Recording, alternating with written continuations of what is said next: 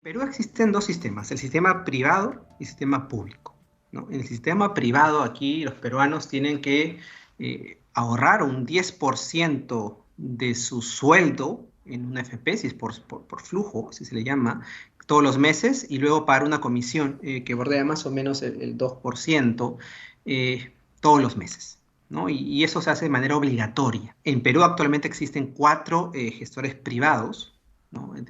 Cuatro FPs, y el cliente típicamente va al que ganó la última licitación, ¿no? Y así sucesivamente.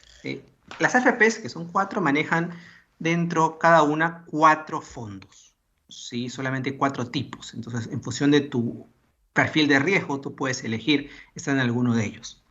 ¿Qué tipos son? Es el tipo de fondo 1, el fondo 2, fondo 3 y el fondo 0.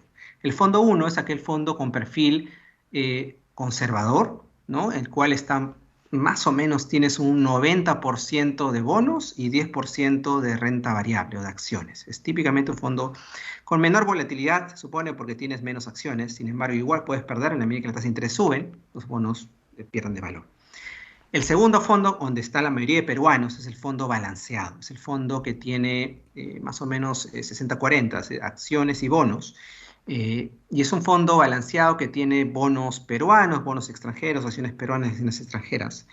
Y también tiene inversiones alternativas. Eso es algo muy, muy interesante y favorable para las inversiones del fondo 2 porque te permite atar con el horizonte de largo plazo, ¿no? Las FPs invierten no solamente en private equity, sino en otras inversiones peruanas y extranjeras. Sobre todo las extranjeras te permiten una diversificación importante de las carteras de los afiliados.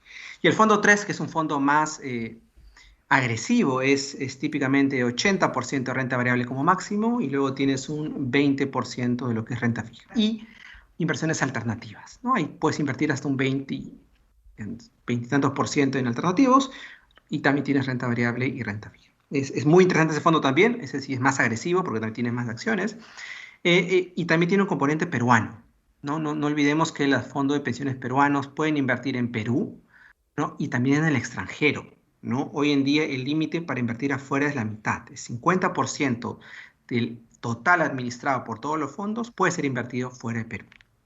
Y finalmente el fondo cero. Es un fondo creado en los últimos años, un fondo netamente de preservación de capital. Es un fondo que uno automáticamente llega a ese fondo al final de su vida de aportante, pasas al fondo cero, en ese fondo no puede perder dinero, es como un fondo cash, y luego ya pasas a retirarte, ¿no? Típicamente son esos fondos, son muy interesantes, tienen gran componente local, pero también gran componente internacional.